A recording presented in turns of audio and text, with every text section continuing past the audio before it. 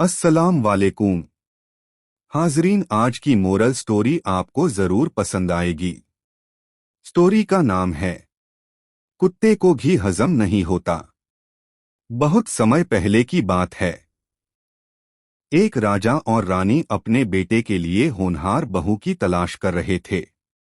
अनेक जगहों पर तलाश करने के बाद एक दिन शिकार पर जाते हुए उनकी नजर जंगल में लकड़ियां बीनती एक आदिवासी लड़की पर पड़ी। वह लड़की बेहद फुर्तीली और तंदुरुस्त थी। पेड़ों की ऊंची डालियों पर ऐसे चढ़ जाती जैसे उसके लिए यह खेल हो। उसका चेहरा नक्काशी की तरह तराशा हुआ, शरीर सेहतमंद और स्वभाव सीधा सादा। राजा और रानी देखते ही समझ गए कि यही उनके राजकुमार की जीवन संगिनी होगी। माता पिता की इजाजत लेकर शाही शानो शौकत के साथ उनकी शादी कर दी गई। शुरुआत में सब खुश थे, लेकिन जल्दी ही बहू की तबीयत बिगड़ने लगी। उसका चेहरा पीला पड़ गया, शरीर कमजोर होता गया। बड़े से बड़े वैद्य और हकीम से इलाज कराया गया, लेकिन कोई फायदा नहीं हुआ।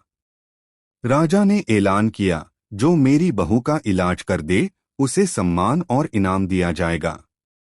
कई विशेषज्ञ आए, पर सब नाकाम लौटे। तभी एक बूढ़ा दरवेश राजदरबार में आया और बोला, महाराज, मैं आपकी बहू को 20-25 दिन में स्वस्थ कर दूंगा, लेकिन मुझे आपके महल के पास पड़े पुराने खंडहर की जरूरत पड़ेगी।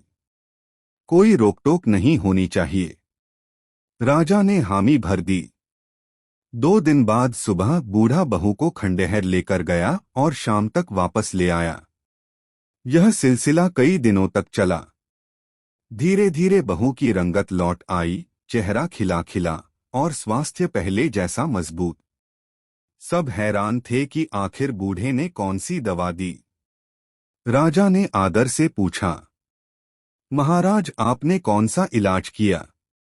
कौन सी जड़ी बूटी या नुस्खा काम आया? बूढ़ा मुस्कुराकर बोला, कोई जड़ी बूटी नहीं। मैंने खंडहर में कुछ रोटियां, खाने का सामान और पेड़ पौधों पर फल रख दिए थे। जब वह भोजन बासी हो गया तो आपकी बहू को वहां छोड़ आया। उसने वैसा ही खाना खाया जैसा वह अपने गांव और माहौल में खाती थी। वही उसकी असली दवा थी। राजा और रानी स्तब्ध रह गए। सिख या नसीहत? इस कहानी से साफ है कि इंसान का असली सुख सिर्फ ऐशो आराम या दौलत में नहीं है। हमारी खुशियां और सेहत उस माहौल से जुड़ी हैं जिसमें हम पले बढ़े हैं।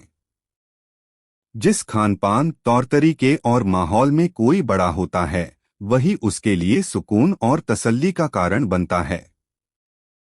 केवल चेहरा देखकर रिश्ते तय करने से जिंदगी नहीं चलती।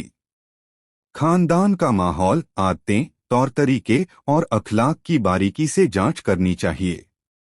अच्छे सोच और नेक अखलाक का अमीरी गरीबी से कोई ताल्लुक नहीं। सही तालीम और परवरिश ही इंसान को हर माहौल में ढलने और खुशहाल रहने लायक बनाती है। इसीलिए कहा जाता है, सही सोच और अच्छे अखलाक पढ़ाई से नहीं, फितरत और माहौल से पैदा होते हैं। Intekhab Farash, marriage counsellor, fajnikah.com। Loved our video? Don't forget to subscribe and hit the bell icon to stay updated.